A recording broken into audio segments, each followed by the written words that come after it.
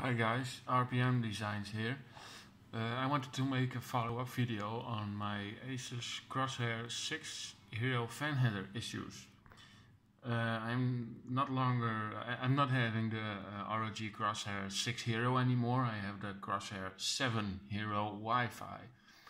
But that doesn't take away that it uses the same erratic, it's the, let me see, it's the IT 8665E EC chip. It's extremely erratic, and it will happen on every system. The video, this can and will happen on any system. Now, I had discussed this on overclock.net a lot, and with Elmore, which is an Asus ROG R&D engineer, and he claims that there is a fix for it. They can fix it. Well, they can't, because it's a hardware issue. You can never. On the Crosshair 6 was because of the PWM signals were distorted, and which the extremely erratic IT sensor, it couldn't cope. So it goes ramping up and down. It doesn't know what to do, and it keeps mixing signals up. And now on the Crosshair 7, there is another chip on it. They soldered another chip on it, which then clears the PWM signals, even for voltages and temperatures. Everything is great now. I mean, it's better than it ever was on the Crosshair 6. So I don't know what they're gonna do with the Crosshair 6, but on the Crosshair 7, even the Pro Belt voltage points are accurate, which wasn't the case on the Crosshair 6.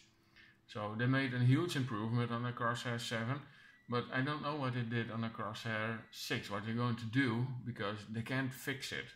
They can temporarily, disable it from happening, but there is no fix for a hardware issue. It's as simple as that, even though they try to fix it, but they can't. I mean, I talked about this over and over again with some engineers.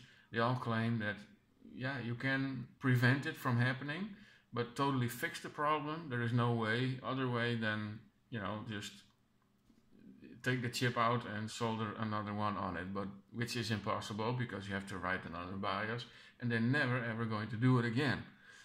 I would advise to people with a Crosshair 6 who has this issue, what I did, and I don't know if it works with everybody, but it's what I did, is to, and I know this is the Crosshair 7, but on the Crosshair 6 it's the same. It's the red button, or I think it's the red one, but there is a reset. Let me check. Yes, it's the red or the white one. There is a reset on it. You push that one, then the system resets. I push every reset button. Then we go to the back. I don't know, let me check. There it is. There's the reset button, and I press that for, I don't know, 5, 6 seconds, 10 seconds, it doesn't matter. Just not very short, just keep it pressed for at least 5 seconds or 10, whatever you want. Then I'm going to the motherboard again, and I pull the, let me see, it's under the GPU, you can't see it. Yeah, it's under the GPU. I pull the BIOS battery and the power cord from the PSU, but leave the power button on. Not to off, don't switch it to off, but on. And I pull the battery and just to make sure there is no power to the board, basically. So then, if I did that, then the battery, I put out the battery. Then I push the start button for approximately, I don't know, 10 seconds, 20 seconds, as long as for at least 10 seconds. And then I let the system sit down like this for, well, 5 or 10 minutes. I gotta do something else instead. And after 5 or 10 or 7 minutes, I put it all together again and I start the system up, and I no longer had the issues. That being said, the issue is temporarily it's gone.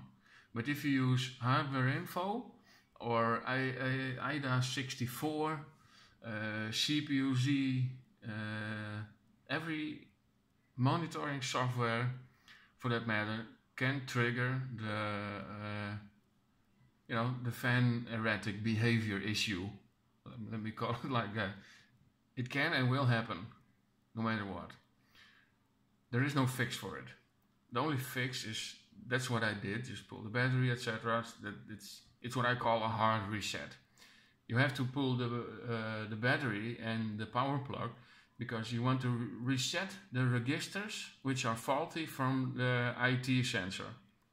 And which is why you had to press the power button. So every capacitor, there is no current in the capacitors anymore. So it drains everything. So when you start up the system, then everything is fresh again. Well, this helps for me, and I don't have any issues anymore now. If people keep getting this issue, I would advise you to return your board and message to Asus ROG. They need to fix this. They made a huge mistake on this IT sensor. And this is not only from this erratic behavior dates back from my 990 FX era, because I had a 990 FX Sabertooth 2.0 and 3.0. Both those boards had the same IT sensor in it, which is extremely erratic. It's a cheap sensor. You can buy 10 of them for only 15 euros. So it's extremely cheap. And I don't know why they chose this type of sensor instead of Novito or Novito. I don't know. There are more manufacturers, but IT is the most erratic one. It's it's very unreliable. It mixes all kinds of signals up, and it's a mess. They should never ever got installed this sensor on the motherboards. That's not even the worst of it. This board costs 350 euros approximately. But this is cheap compared to the Asus Zenith Extreme, and even that expensive board has the same IT sensors. All the ROG boards have the same erratic IT sensor, which is, in my opinion, I don't know what to say about it, but that won't do.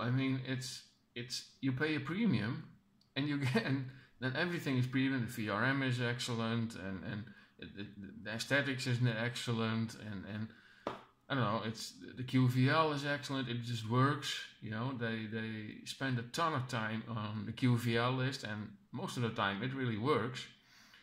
But I don't know why they went with this extremely erratic and very cheap sensor. There is no excuse for it. And if I got this motherboard for free from Asus because I spent a lot of time investing in this on the ROG forum, and I spoke with Elmore, which is an R&D engineer over at Asus ROG, and I spoke with the Stilt, which is a renowned overclocker from, I think to believe, Finland, and to many other users in the Crosshair 6 thread over at overclock.net. I will leave a link in the description below.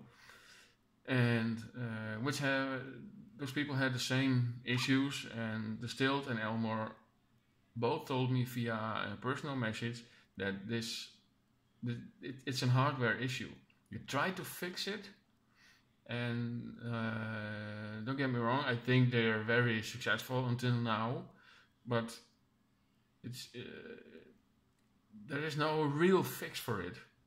As I explained before, it's a hardware issue, and you can't, if the hardware isn't right, you can't make it correct with software. There is no way. You can't do it.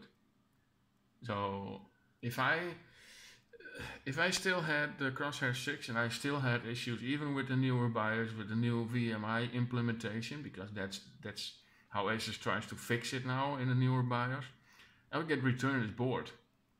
And I mean, as many as people should complain about, well, it's not, yeah, complain about this and let Asus know that this is not okay, this is not all right, and this simply will not do for such a high-end motherboard. This is unexcusable in my opinion. The rest is awesome, the board is awesome, there are some minor BIOS issues, but it's AMD, then it's Asus, then it's Windows, it's all one big mess, and I'm sure within a couple of months they will work it out.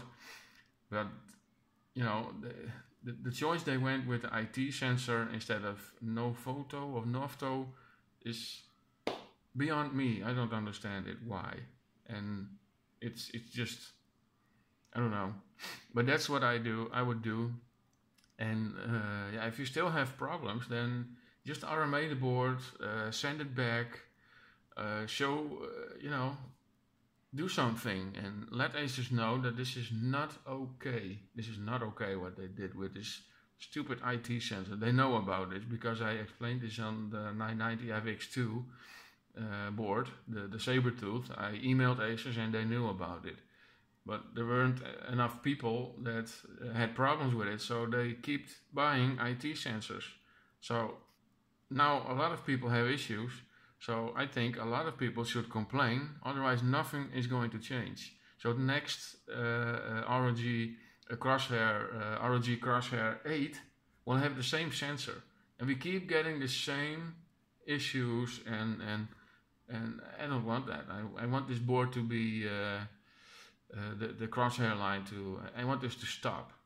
I mean, they need to stop buying these IT sensors, and the more people that complain about it, make a video about it, or send Asus an email or whatever, let them know that this is not okay and you're extremely angry because this is not how it should be done.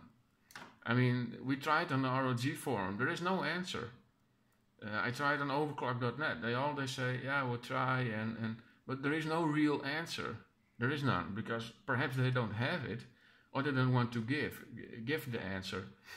I don't know.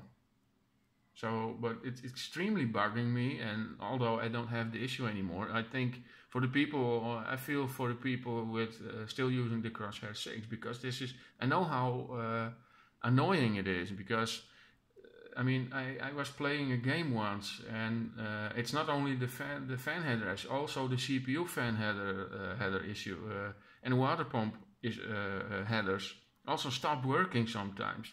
I was playing a game and my PC shut down for 2-3 times because it was overheating, and I couldn't see it. I mean, this is unexcusable. You can damage your components when these kind of fan headers don't work. Basically, you have to buy a fan controller in order to, for the fans, you know, it's for the system fans. Well, you have a lot of fan headers on this motherboard, but you can't use it because it's unreliable. This is unexcusable, and I sincerely hope they successfully fix it. But I still read comments on overclock.net, ROG forum, that people have issues, even with the new VMI implementation, even though with the new hardware info program, the IDA64, they all updated and they're working together with Elmore and Asus ROG, and yeah, it's, I don't know, it's just, I just hope they fix it. Anyway, that's it. If you have questions, please place a comment below, and maybe I make another video about this. I will keep you informed. Thank you. Bye bye.